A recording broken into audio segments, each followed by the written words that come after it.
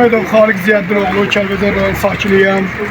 Hal-hazırda mənim bacım əvvəl bu 919 nömrəli evdə olubdu, şəhid ailəsi olubdu.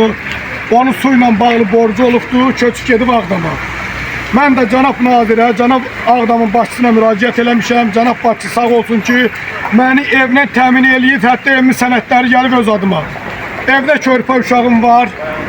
Ağdam su idarəsindən gəlibdilər ki, bu su kəsilməlidir. Heç bir əlində məhkəmə kağızı olmadan.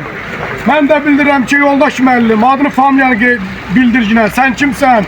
Bir sizi bilim, tanıyım, o da mənə bildirir ki, bununla bağlı həm də əsas var. Bildirir ki, sən kimsən ki, mən özümü saat təqdim edeyim. Mən də bildirirəm ki, bu evi əvvəl kimin borcu varsa, müraciət edin məhkəməyə, aydınlıq gətirin, o verər, verməz, onun öz problemidir. Mən hansısa bir vətəndaşın yerinə borc pulu verəsi deyiləm su pulu. Mən vaxtında su pulumu aydına verirəm. Su idarəsinin işçiləri var, onlardan soruşa bilərsiniz, danışa bilərsiniz, görüşə bilərsiniz. Və həmən müəllim də bax, bu da oturdu, maşına getdi. Mənə bildirir ki, sən kimsən ki, mən özümü sana təqdim edeyim. Mən xahiş edirəm dövlət orqanlarından, cənab nazirimizdən, cənab prezidentdən bu məsələyə aydınlıq gətirsin. Mən su pulumu vaxtında verirəmsə, bu traktoru gətirib bura, bu cəmaat içilər töküb bura. Bu suyumu niyə kəsməlidir? Gedək mən aparsınlar idarəyə, danışdırsınlar, hökumət var, dövlət var. Görsünlər bu suyun pulun hər ayda mən verirəm yoxsa yox. Niyə buradan köçüb gedin əvvəl evdə kiminsə borcu varsa, kiminsə bu borc kiminsə adınadırsa, mən Mamedov Xaliq Ziyəddinoğluna niyə istəməlidirlər? Niyə mənlə tələb eləməlidirlər? Haydi gəlsinlər ki, sən suyunu kəsirəm. Belə haqsızlıq olar. Haq var, divan var, dövlətimiz var. Xahiş edirəm, məsələyə bir aydınlıq gətirsin.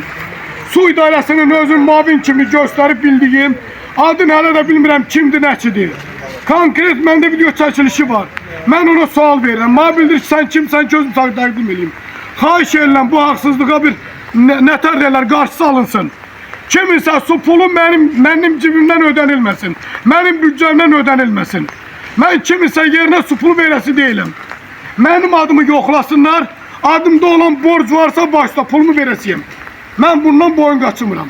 Amma kiminsə yerinə pul ödəmək, bu məni narahat edir. Xahiş edirəm bu çəkilişimi aidiyyət orqanlara göstərəsiniz. Bu haqda bir tədbir görülsün. Ağdam məmurlarına oğlum elə. İşğaldan oğlum. Traman əldə olsun.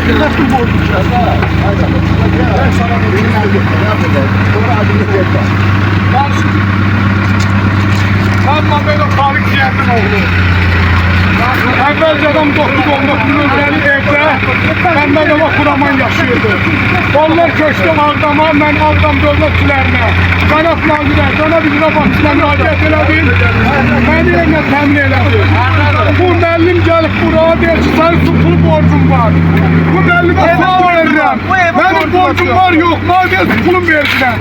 Ben buna bildirəm ki, müəllim, mən kimdən danışıram? Bunun hakkında video çəkiliş də var məndə. Bu müəllim bildirir ki, mənim hüququm bölməz. Sən kimsən ki, özümü sana təqdim eləyim.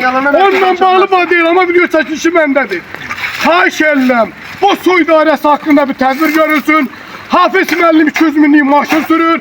30 illik, 40 illik həsrətə cənab prezident sağ olsun. Həsrətimizə son qoydu. Mən körpə uşağımla yığışmışam evə. Adımda su pulu borcu varsa tələb eləsinlər.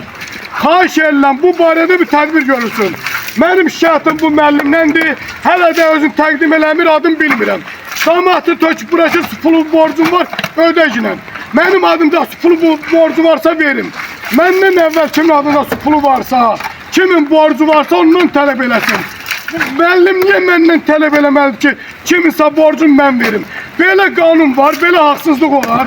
Xahiş edirəm, bu video çəkilişi, bu dövlətin haqqında, bunun haqqında bir tədbir görülsün. Gəlin məni şərri ki, su pulun verginə. Dövləti, cəmaatı qarşı-qarşıya qoyur. Hələ də adım bilmirəm ki, adı nədir. Mən xahiş edirəm, əvvəl gəlin mənə bildirəyim ki, bu evə yığışmacına borc var, mən də qəbul eləməyəcəm. 4 ayda indi gəlib ki, sənin su pulu borcun var, verməlisən. Nahaq mənim üzümə dirənibdir. Mən xahiş edirəm, çəkilişimi dövlət orqanlarına göstərin. Cənab rayon prokuroruna göstərin. Başçımıza göstərin, Ağdam icra başçısına. Görsün, mənim adımda borc var. Mən bu borcum varsa verirəm, yoxsa vermirəm. Bu evin adında Xahiş edirəm, bu müəllim bilmirəm kimdir. Bax, gelib Allah can sağ eləsin, gelib bura. Deyirəm, özünü təqdim elə, müəllim, mən kimdən danışıram? Sizin adınızı deyim, sizə müraciət edeyim. Bu deyir ki, mənim hüququm deyir ki, sən kimsən ki, mən özümü sağ təqdim edeyim. Xahiş edirəm, belə qanunu bilməyən, nə bilim, bəlkə də adın yaza bilmir. Belə şəxslər haqqında xahiş edirəm, tədbir görülsün. Çox xahiş edirəm, mən bu çəkişimi aidiyyəti olan orqanlara göstərəsiniz.